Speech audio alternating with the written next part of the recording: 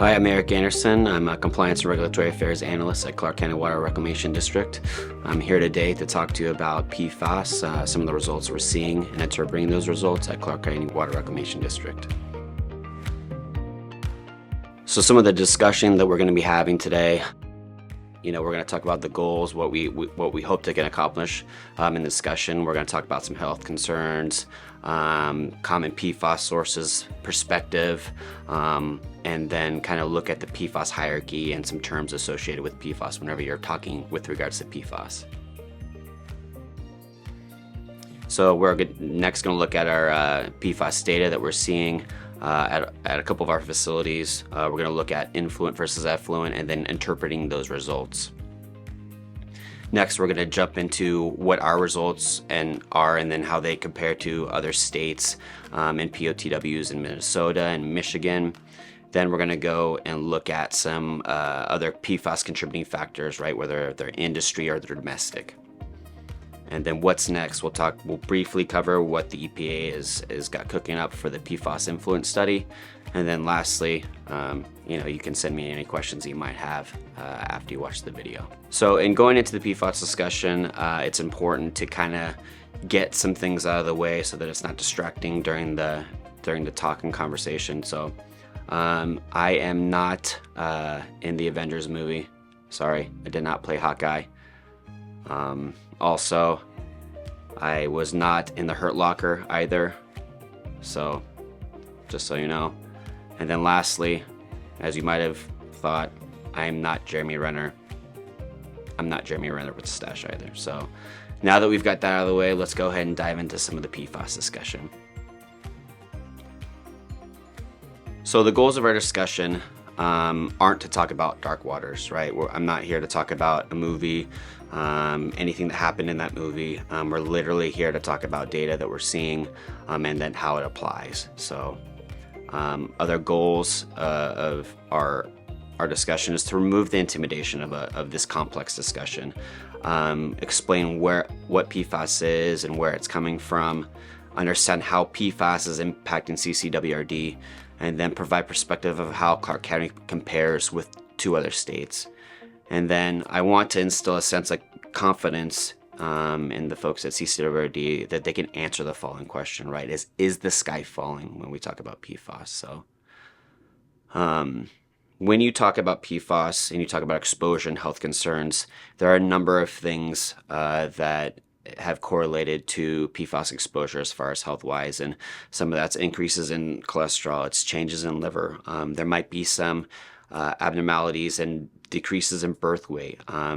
They've seen that there could be some comparisons or correlations to lower antibody responses to some of the vaccines, pregnancy-induced hypertension, preeclampsia, those types of things. And then lastly, there's been some correlation between PFAS exposure and kidney and testicular cancer. So all those things are very, very important. One thing we need to keep in mind, or a couple things we need to keep in mind when we look at the health effects associated with PFAS, it really depends on dose, frequency of dose, right? Was it a chronic? Was it, an acute exposure? The route, the different types of exposure that you could, those are, different types of exposure you could have. Each individual is going to have some health or some sensitivity factors that go into PFAS exposure.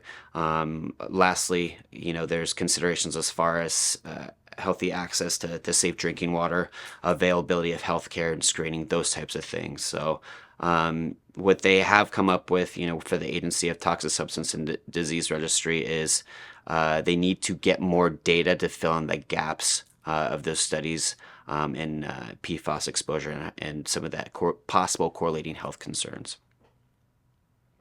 So common PFAS sources, there's a variety of PFAS in various products. A lot of folks have heard of the AFFF, the firefighting foam. Unfortunately, the convenience of microwave popcorn bags have kind of increased the exposure, or could potentially increase the exposure to PFAS. The water resistant clothing, the oil resistant clothing, the nonstick pans, photography, stain resistance. I mean, the convenience of some of these PFAS introducing PFAS into these products has really helped out when little Johnny's, on the couch with his, fruit punch, and he's watching his show and he's spilling all over the place, right?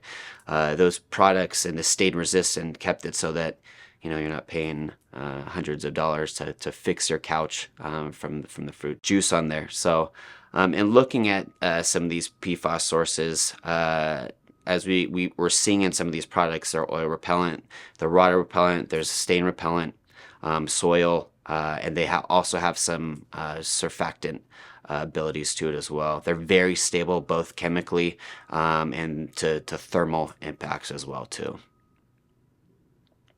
And looking at the overall timeline, when we look at PFAS exposure to health concerns, in the 1930s, 1940s, we're starting to see the synthesis and development of PFAS. In the 1950s, we start seeing manufacturing, commercial production of these items.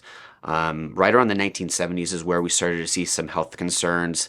And then from the 2000s on, a lot of phase out of PFAS chemicals was happening, reductions. Folks were trying to find alternatives to some of the custom PFAS compounds. Also at the same time in the 2000s, there was a lot of environmental studies and detections that were showing that PFAS was coming up in groundwater, soil, various types of environmental matrices. So in taking that into consideration, one graph that I brought up right here is from the NAME study, the National Health and Nutrition Examination Study that is done by ATSDR. And what we're kind of seeing here is right about the time when you have the phase out and environmental studies incorporated in the 2000s, we're starting to see, specifically with PFOS, you can see that arrow kind of trending down. We start phasing out some of those products. We're starting to see less and less amounts of PFOS in the blood of folks that had exposure to them. So that's definitely, a good thing, right? And in the same study, right about, again, the time when phase outs were starting to happen, in 1998 in Decatur, Alabama, we had manufacturing workers having very, very high levels of PFOS in their blood. And then later on, after those phase outs and substitutions were happening, we see a significant decrease, right, in PFOS in the blood of folks that were tested. And that's definitely a very good thing. Nationwide, early 2000s, you're still seeing about 30.4 micrograms per liter of PFOS in blood. Again, after the substitutions, the kind of phasing out of various types of PFOS, we're seeing a significant decrease, right? Since 2002, approximately 85% decrease from what they were seeing in 1998 when the study took place. Similarly with PFOA, again, 1998, high numbers of PFOA, 899 micrograms per liter, in the blood, and then a significant decrease later on, 16.3, right? National, still seeing that similar trend, 5.2, and then again, substitution, phase out, we're seeing a reduction of 1.4, right? So since 2002, we're seeing an overall reduction of 70% of PFOA in the blood of folks that have been exposed, and then also comparing it to the general public as well. So overall, because of that, those phase outs and environmental studies and whatnot being done, we're seeing a decrease. So that's a great thing, right? That's something that's very positive, not only for the folks in Alabama and all those areas where that PFOS and PFOA exposure was, but nationally as well too. So I want to leave that with the folks that it's gradually going down based on common things like just phasing out the chemical in general, or finding substitutes that have a similar chemical characteristic. So now let's dive into the PFAS hierarchy, right? And then looking at this, the PFAS, it really encapsulates both the per and the polyfluoroalkyl substances. And when we say a polymer PFAS, that's one class of the PFAS. It's the large complex molecules that have very, very smaller molecules kind of all together in kind of a repeating fashion. So then there's non-polymer PFAS. That encompasses two major subclasses, the perfluoro and the polyfluoro substances. And these are this is the main class that the EPA is really focused on right now with their EPA studies, influence study, and then other academic studies as well too. So it's important to go into some definitions and terms when we start talking about PFAS and the general structure. You'll see the tail in green right there. That long fluorinated carbon chain in the tail is what gives it its rigidity. It makes it so that it's really structurally sound. And then you have the functional group, which is the head that's in yellow right there, and that helps it do what helps it adhere to other substances that give it that oil repellent, water repellent, that type of thing. So there's perfluoro substances. They typically have a long, fully fluorinated tail. You can tell by where the arrow is on the screen, and that almost kind of looks like a fluorinated Christmas tree, right? It's long, lots of fluorine in it, and that fluorine bond really makes it stable and resistant to degradation in the environment. That's what keeps it so persistent. And then you have the polyfluorinated substances. They're not fully fluorinated like the other ones. They have at least one carbon that's not attached to the fluorine. In an example right here, we have the net fossa. You can see the two purple circles over there. They're not attached to a fluorine. So, but these polyfluoroalkyl substances sometimes transform into perfluoro just through degradation in the environment or other sort of degradation as well. So some other terms as well as precursors. So precursors are polyfluoro substances like we talked about that can transform to create terminal PFAS compounds, right? So what are terminal PFAS compounds? Terminal PFAS are the chemicals that don't degrade anymore or much harder to degrade or transform under typical environmental conditions, right? So natural occurring degradation could be, hydrolysis. You could have photolysis. You could have, in our wastewater treatment application, you could have chemical oxidation. You could have, photochemical oxidation, right? All these different things take the precursors and break them down into terminal PFAS, right? The hard to further degrade down into substances, right? So your terminals are going to be like your PFOS, your PFOA, those types of substances. So looking at PFAS, like to give you a perspective, we look at this glacier, we're really only hitting the top part of the glacier right now. When we test for PFAS compounds, we're only testing for about 41 of them at a time, right? And as we're seeing, and as some of the literature suggests, is there's over 4,000 PFAS compounds that have been identified, right? So if we're only testing for that 41, of the PFAS compounds, we're really only hitting the tip of the iceberg. So that gives you kind of a perspective of kind of the data that we're looking at, right? So another thing for consideration is when we're talking about data, and when we're talking about the values that we're seeing, when we talk about parts per million, that's 1 milligram per liter, right? A lot of the permit dynamics of, like phosphorus, ammonia, that's in parts per million, right? So for perspective, that's 3 drops into a 42-gallon barrel, right? And then when we look at parts per billion, this is when you start looking at some organics and stuff like that in your water.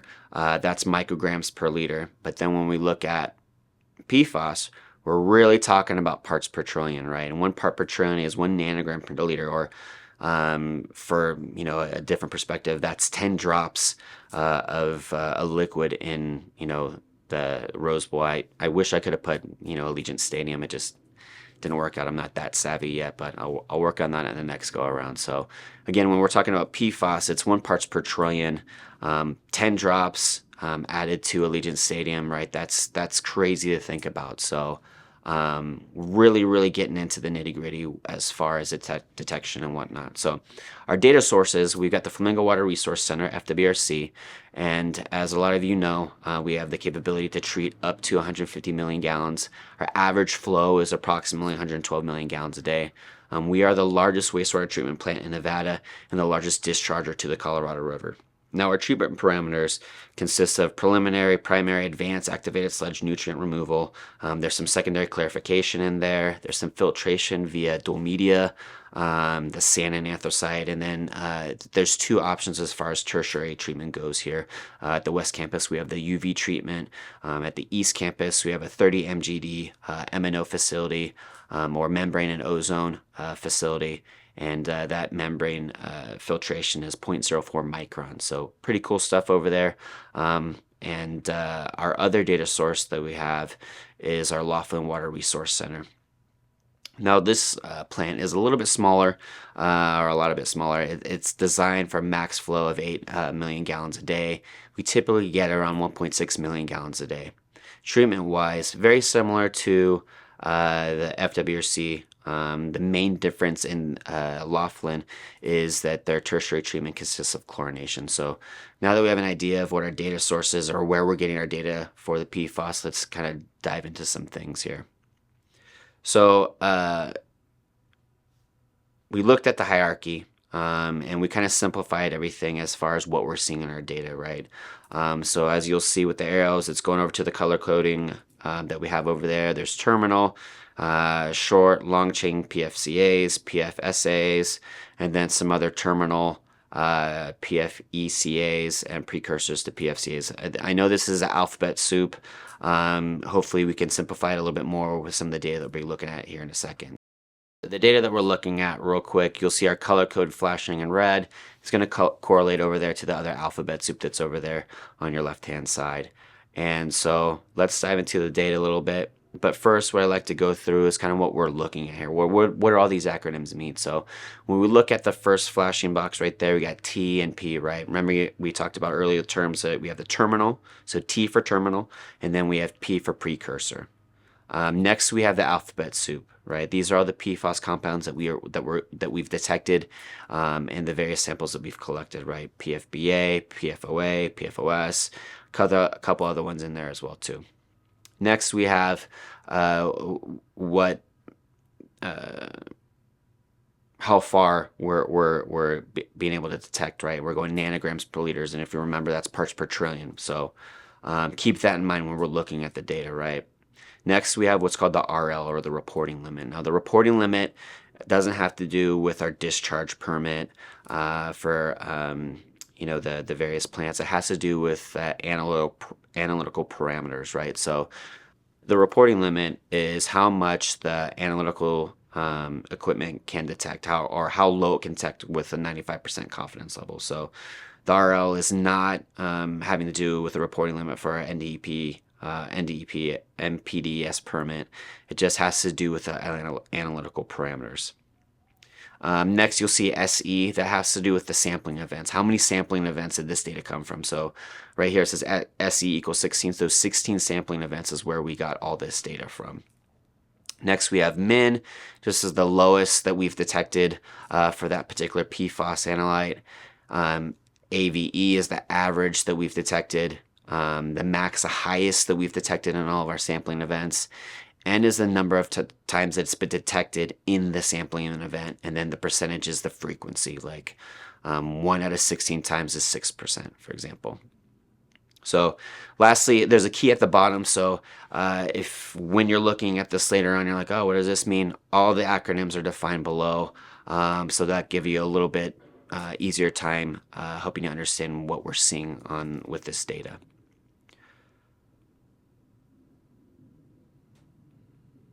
So let's take a look at the FWRC or influent, right? As you're seeing, there's a wide variety of data here for PFOA. That's kind of a big one. Our max is 5.8. We're seeing that 69% of the time. If we look at PFOS, that's another common one. Our highest that we've gotten is 18.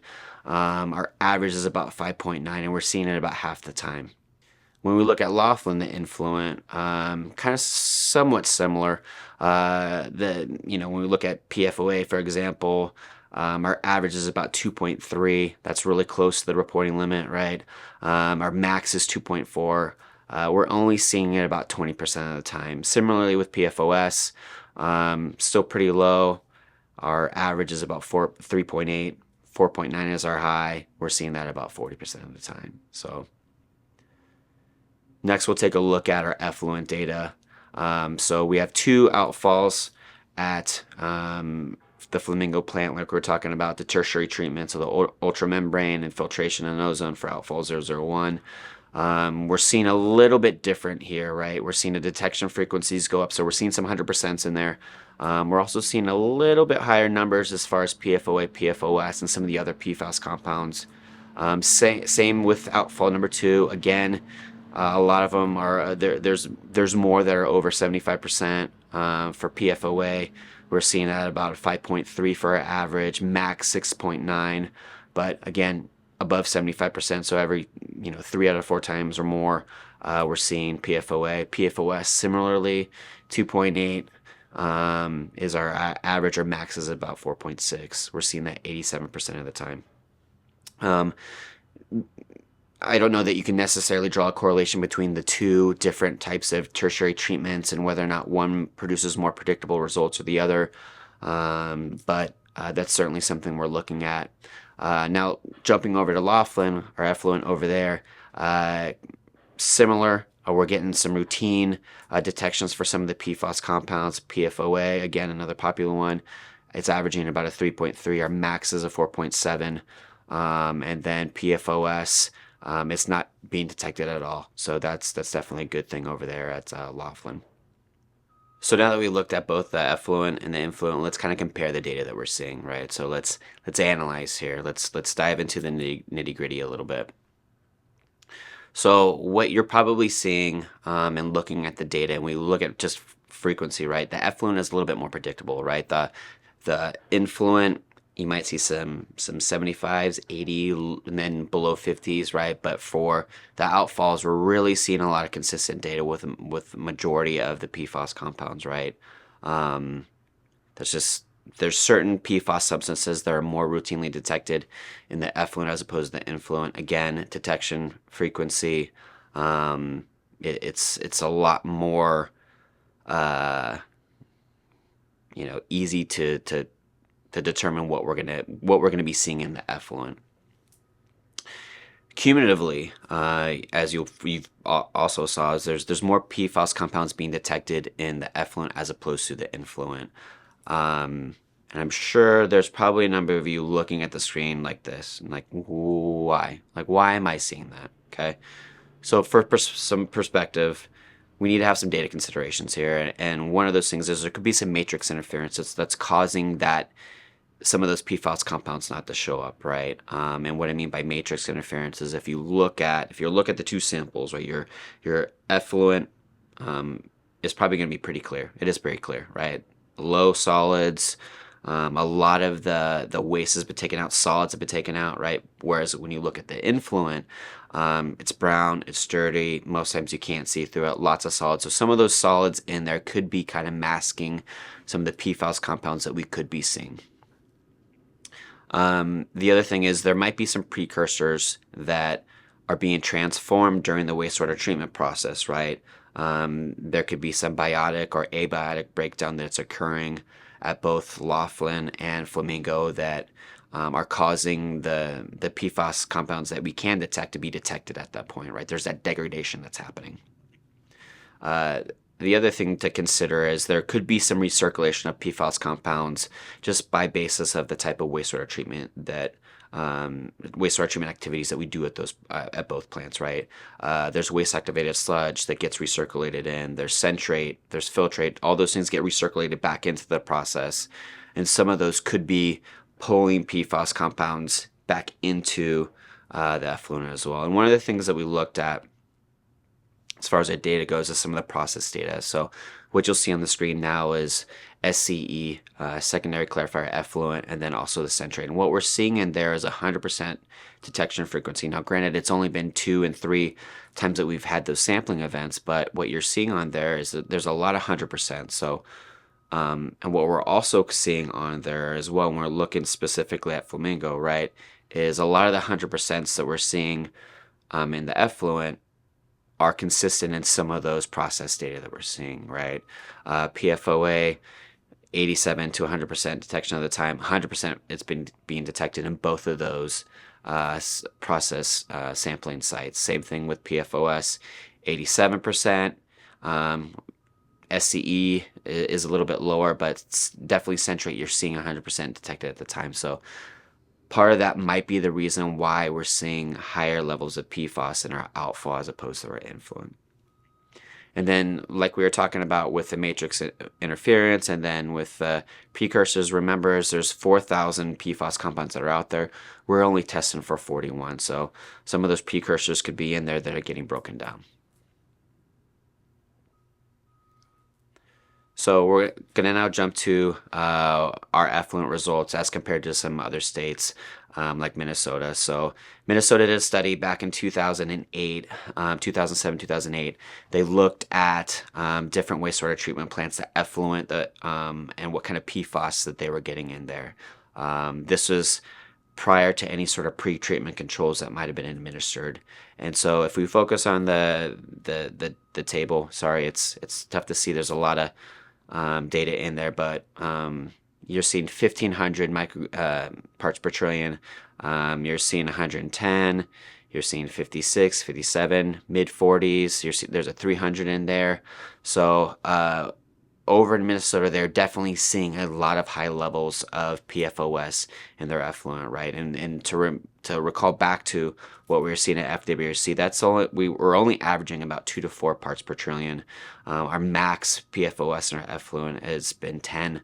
And for Laughlin, there hasn't been any PFOS that's been detected over there. So, it's good news for us, right? Comparatively speaking to other states, we don't have any necessary PFAS controls in per se right now. And the other states like Minnesota, they definitely seen a lot more than we were. So on that level, that's good for us. Now looking at PFOA, again, the similar study, and going down and looking at some of the data, again, sorry, it's hard to see, but what we're seeing on there, if I'm reading out some of the sites, we're at 60s, 30s, 50s, 90s, 120, 140, 64, right? Those are pretty high levels of PFOA in the effluent, right? Our averages at FWRC 5 to 6, our max is 7 to about 8. Similarly at Laughlin, averages about 3.5, whereas the max is 4.7. So this is good news, right? This is good that our effluent, we're not seeing as high levels as they are over in Minnesota. It's positive as far as the overall PFAS dynamic. Michigan also did a very similar study and looking at PFOA and PFOS at the various wastewater treatment plants. And what you'll see is our average of PFOS is 26, and their PFOS maximum was 48. Now, the data is a little bit misleading because the data takes into accord both effluent results prior to putting pretreatment controls in or any sort of controlling mechanisms in, and then afterwards. So the average is a combination of both of those two results. Either way, still 26 for their average. Our average is 2 to 4.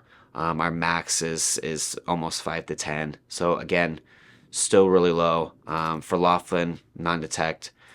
So these are all really, really good things as far as perspective for both plants. Now, if you look over PFOA, similarly, 13 is about their average. Their max is 660. Again, a little bit misleading on the data there. Without pre-treatment controls, with pre-treatment controls or other type of controls to regulate PFOA and PFOS from coming into the treatment plant. In comparison, our averages are still lower, 5 to 6 parts per trillion. Max, we haven't exceeded 7.9. Laughlin, very similar, 3.5 for average, and max is 4.7. So, comparatively speaking, from Michigan and Maine, our effluent from our wastewater treatment plant is significantly lower for those PFAS values. It's marvelous. It really is. So when we look at these results that we're getting and doing a regulatory interpretation on them, what I want to do first is kind of go through the two different types of water regulations that are interpreted when you get these results, right? Or when you're looking at PFAS results. So the first one is the Safe Drinking Water Act. Those are the drinking water regulations, right? That's really applicable to the water that is treated before it goes to your tap, before you drink it, right? A lot of the water for this is coming from sources from groundwater or surface water. Now, when we look at the Clean Water Act, this is more applicable to our plant, right? It's for wastewater that's being treated before it's discharged to surface water, right? So the surface water in our case is Las Vegas Wash and then Lake Mead. So going back to the Safe Drinking Water Act, are there currently PFAS regulations for Safe Drinking Water Act? The answer is yes. There are both federal and state drinking water regulations that cover certain PFAS compounds. Now, when we look at the Clean Water Act, are there PFAS regulations associated with that? No, there are no PFAS regulations for surface water discharges applicable to the Clean Water Act, right? So there's no federal or state regulations currently that are out there. They are looking at that, and we'll dive into that a little bit more later on. Now, when we look at our data, and there's some other states that have some regulatory data out there, right? So in looking at our graph up there at the top, you'll see Michigan, then you'll see SW. That's the surface water regulations that they develop. And then right next to it, you'll see Maine and its SW surface water. That's also a drinking water source. Similarly for Michigan, Wisconsin, and then as we move over a little bit, that's your EPA regulations for the drinking water PFAS regulations. And then what we have next to it, these are some screening limits, and the ATSDR, that's the the Agency for Toxic Substance and Disease Registry. Sorry, that's a tongue twister. So the first one is the maximum is the minimum risk limits for adults, and then next to that is your minimal risk limit for kids. So as we go through and look at some of this stuff that's routinely detected, right? So PFPEA and the values that we're seeing there, none of them are exceeding any of the current state surface water or drinking water regulations. That's a great thing on either FWRC or Laughlin. If you look at PFOA, we're averaging about 5 to 6 at Flamingo. And for the most part, for all the surface water regulations, we're underneath those, right? Those are all in parts per trillion. We're 5 to 6, averaging 5 to 6. We're seeing 170, 66, 88, 20, 95. When you do get to the drinking water limit that the EPA established, remember that this is not going, our effluent isn't going straight to the tap, right? So those drinking water limits aren't applicable to our effluent that we're discharging at either FWRC or Flamingo or at Laughlin.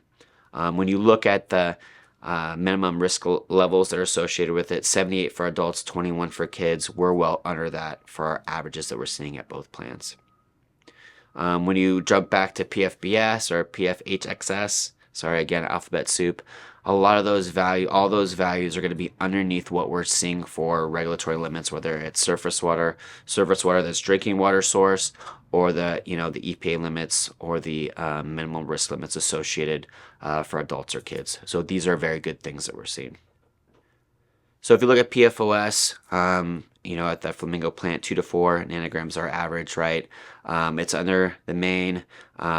It's not under the Michigan one. Those are a little bit low for the surface water their drinking water. The detection limit for the analytical method that is typically around 2, so it's hard to see how they're getting 0.05 parts per trillion. Wisconsin, they're under the EPA drinking water limits. We're right there, but again, these are surface water regulations that are applicable to Flamingo and Laughlin. They don't necessarily apply to us, but then when we go and look at the minimum risk levels, again, we're under the 52 and 14 for adults and kids. So all those things are very good. Excellent, thumbs up. So very promising what we're seeing as far as a regulatory interpretation, not only for the EPA, but other states. And what we're seeing is that our average effluent values for PFOA, for PFAS in general, are are below the drinking water standards, are below the surface water standards for most of the standards for all the other states that have regulations for that.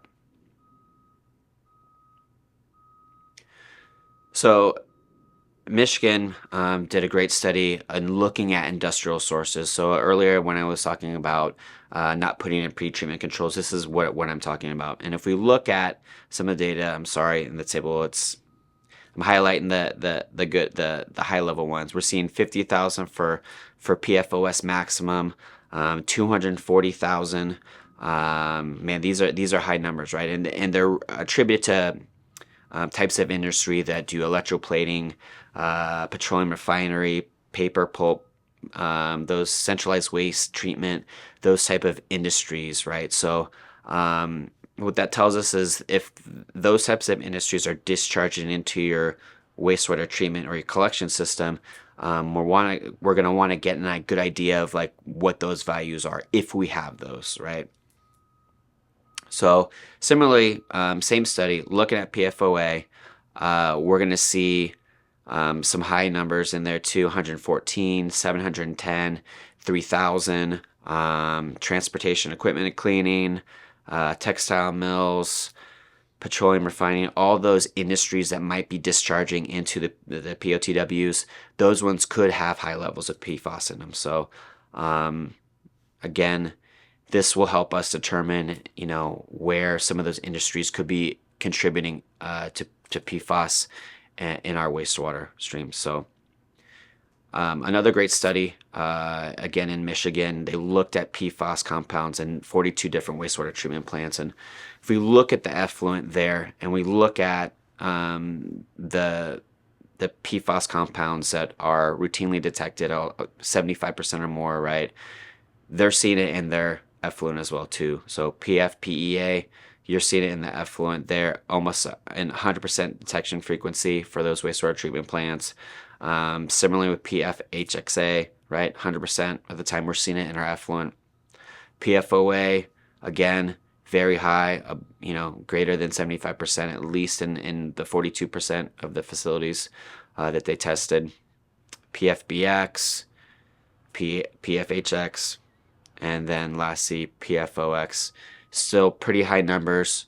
Laughlin's not seeing PFOS in their effluent, but still in the other wastewater treatment plants in Michigan, they are seeing it. It is being detected, and greater than 75% of the time. So what does that tell us, right? All right, so in looking at this and looking at the data for the various states, there's one common element that Flamingo and Laughlin have with it, right? And that's domestic. We all the wastewater treatment facilities have a domestic sources coming in there, right? So what possible sources of contamination could those be, right? It could be contaminated food that was produced near places where PFAS was used or made. The grease-resistant paper packaging that was keeping, the grease from leaking in, your vehicle or at home or on your skin, that could have PFAS in them. Washing the stain-resistant carpets, upholstery, or other fabrics could be contributing to the PFAS that these plants are seeing. Washing the water-resistant clothing, cleaning products, personal care products, shampoo, contact lens fluid. I heard an interesting study the other day that there's a significant amount of PFAS in contact lenses, to keep the moisture in your eyes and then also keep other things from coming in your eyes. Thought that was really interesting. There could also be some infiltration of groundwater that is contaminated with PFAS into the influent coming into the plants as well too. So all those different types of possible domestic sources could be contributing factors of why we're seeing those PFAS compounds in our influent and effluent. So kind of like I talked about before, because our values are so low, one of our hypotheses is that majority of the incoming PFAS sources is from domestic, right? Again, back with the 42 other Michigan studies, 42 other Michigan POTWs, we all had similar detection frequencies of those PFAS compounds. So it kind of supports that hypothesis that majority of it's probably coming from domestic. One of the other key things that we look at too is when we look at Laughlin's data, Laughlin doesn't have any industrial dischargers that meet a similar characteristic to those that were studied in the Michigan study, and so majority, if not all, of the wastewater that's coming into Laughlin is from domestic. So looking at the domestic, the values that we're seeing for PFAS at Laughlin, they match up again with the consistency that we're seeing in those other Michigan POTWs. I kind of leaned into this before, the categorical industrial users, or CIUs, that we're talking about with the type of industries that were demonstrating high levels of PFAS to the wastewater treatment plants. We really don't have those in our collection system, right? We don't have any electroplating, no metal finishing facilities. The landfill isn't discharging leachate into our collection system. There's very few sites that may have been contaminated with AFFF that are, that we service. So all those contributing factors help kind of support this hypothesis. Now, we do receive some wastewater from industrial sources that could contain PFAS. These could be from commercial industrial laundries. There are some car washes out there that for like transportation cleaning, they could be contributing PFAS into the POTW. We do service some military bases. There's a centralized waste management facility. There's a plastic recycling facility that's really new, that may or may not be contributing. There's also plastic manufacturers out there. So there's potential for some of those industries to be contributing to PFAS into our system, but we're going to be looking into those a little bit more later on. So what's next for us? Federally, I kind of dove into this a little bit before. The EPA is going to be doing what they're calling the influent PFAS study, and what that is they're going to send out a questionnaire to 400 of the largest POTWs in the nation.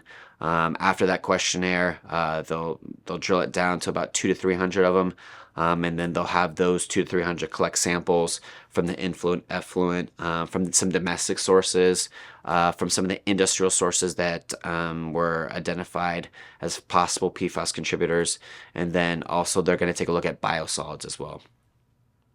The goals of the study is to get more data and to help determine what kind of PFAS load is being contributed strictly from domestic wastewater. They're going to look at PFAS and characterize it from those different industrial units or those different types of facilities that were contributing, right? The centralized waste treatment, petroleum refinery, those types of things. They're going to look at other possible facilities that might be contributing to them as well too. Also, when they're collecting that data, they're going to focus on developing EPA method 1621. It's more of a method to say what's the total amount of organic fluorine that's in the water, and really get that method up and going to possibly be a screening method for some of the industrial facilities. And then lastly, they're going to look at PFAS and how it passes through the POTW systems, various POTWs, and then kind of a fate and transport from the biosolids as well as the effluent as well too. The EPA has recently submitted some recommended PFAS aquatic life criteria for PFOA and PFOS. We're looking at that right now and working internally and with some of our other stakeholders and developing some comments for those. So that's some things that we're looking at. State-wise, they are awaiting promulgation of the federal PFAS surface water regulations and actively involved working with the feds as far as getting data to submit to them to develop these regulations. Local-wise, we're going to continue to collect PFAS data. We're going to remain active in our PFAS working group. We're going to continue to work with our federal, state, and local shareholders towards developing regulations for the surface water regulations and remain active in the conversations locally and help shed light on what we're seeing here at not only Flamingo, but Laughlin and some of our other plants as well. So with that, thank you very much for listening. If you have questions, please feel free to reach out to me. Special thanks to the folks at Flamingo and Laughlin, the operations staffs out there, for all your help collecting samples, and then our water quality lab personnel for coordinating the sample collections and then collecting the data and sharing with us. So thank you again. Reach out if you have any questions.